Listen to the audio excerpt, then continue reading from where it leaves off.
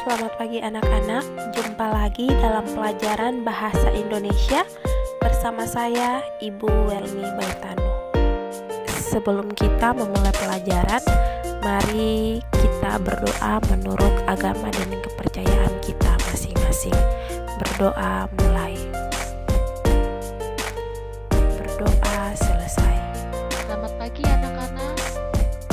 Bagaimana kabarnya hari ini? Semoga kabar kalian baik-baik saja ya. Pada materi hari ini, Ibu akan menjelaskan tentang mengidentifikasi surat pribadi dan surat dinas.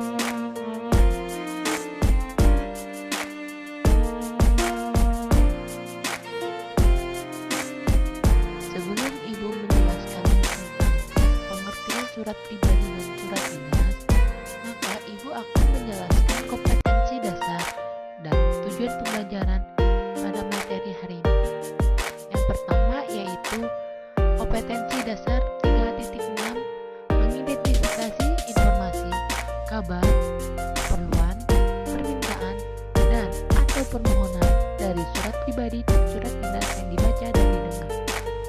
Selanjutnya ada tujuan pembelajaran, yaitu siswa mampu mengidentifikasi sebuah surat pribadi dan surat dinas dengan benar secara mandiri, jujur, dan bertanggung jawab.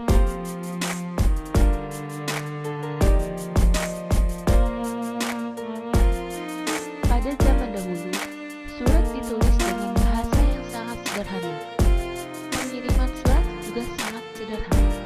Seiring dengan perkembangan zaman sedikit demi sedikit, cara tersebut mulai ditinggalkan. Pada era modern seperti sekarang ini, penulisan surat dilakukan menggunakan alat canggih seperti komputer, laptop, dan telepon.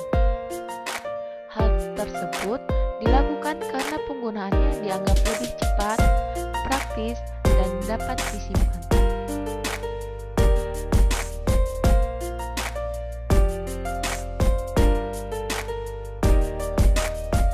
Surat. Apa sih surat itu?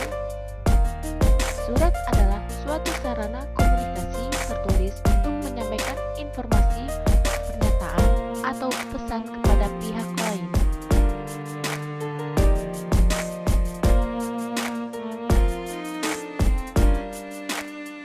Fungsi surat adalah 4 bagian. Yang pertama ada dokumentasi tertulis seperti surat perjanjian, arsip-arsip surat, dan lain sebagainya. Kedua, alat pengingat untuk objek yang sudah terlupakan. Ketiga, bukti historis untuk menyelidiki keadaan orang, organisasi, sejarah, dan lain sebagainya. Dan yang keempat yaitu menjadi surat jaminan, misalnya jaminan keamanan dan tanggungan. Itulah bagian-bagian dari fungsi surat.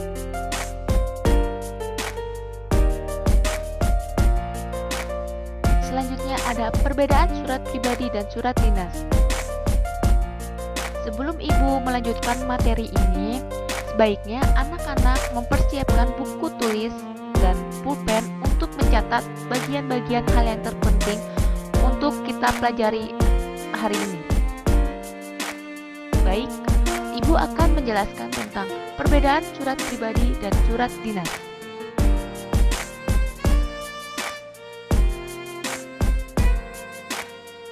Yang pertama ada pengertian surat pribadi.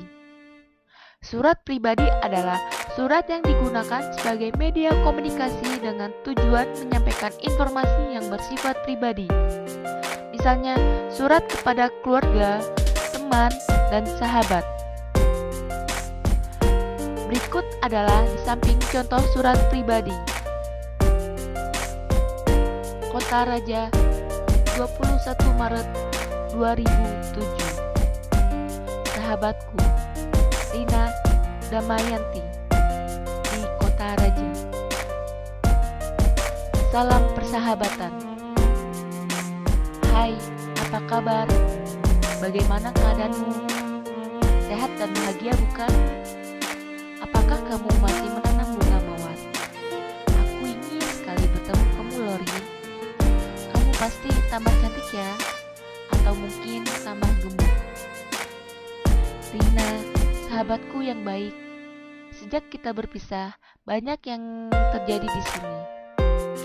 Kota kita memang berkembang sangat pesat. Gedung yang dulu menjadi tempat pentas dan latihan drama itu sudah rata dengan tanah. Kini sudah muncul bangunan super mewah. Sayang, tempat itu hanya untuk belanja. Rasanya tak mungkin untuk berkesenian, apalagi untuk pentas drama. Rin, sekian dulu ya. Jangan lupa membalasnya. Kutunggu kabarmu. Sampaikan salamku untuk ibu dan bapak, juga Mas Dodi. Terima kasih Rin. Sampai jumpa dalam liburan yang akan datang. Sampai jumpa. Sahabatmu, Marina Pertiwi. Itulah contoh dari surat pribadi.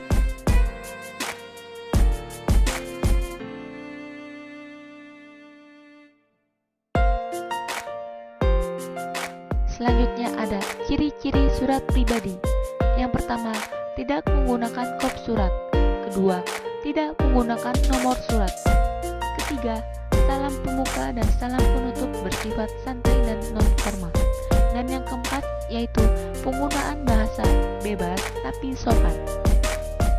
Itulah bagian-bagian dari ciri-ciri surat pribadi.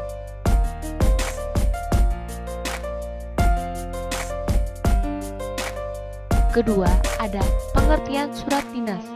Surat dinas adalah surat yang dibuat oleh sebuah instansi atau lembaga yang ditujukan kepada perseorang maupun instansi lain untuk keperluan kedinasan. Surat dinas tersebut bersifat resmi. Berikut adalah contoh dari surat dinas. Kalian baca dengan teliti bagaimana penulisan yang tepat untuk penulisan surat dinas.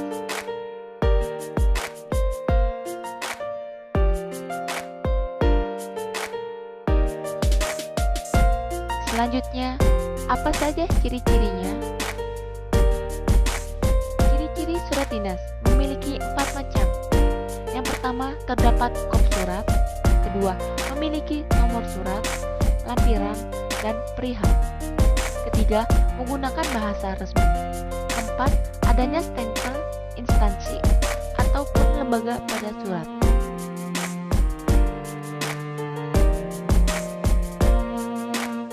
Selanjutnya ada jenis-jenis surat dinas. Yang pertama, surat permohonan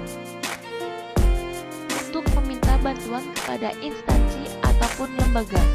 Kedua, surat tugas, surat yang dikirimkan oleh instansi, lembaga, atau organisasi kepada satu atau beberapa orang untuk menjalankan tugas tertentu. Ketiga, surat perizinan, surat yang dikirimkan oleh instansi, lembaga, atau organisasi untuk meminta izin. Keempat, surat pemberitahuan, surat yang berisi pemberitahuan untuk anggota kelompok, organisasi, atau lembaga. Kelima, surat undangan, undangan yang dibuat oleh lembaga atau organisasi kepada seseorang menghadiri suatu acara. Dan yang keenam, yaitu surat lamaran pekerjaan, surat yang ditulis oleh individu pribadi untuk melamar pekerjaan kepada instansi atau lembaga. Itulah dari jenis-jenis surat dinas.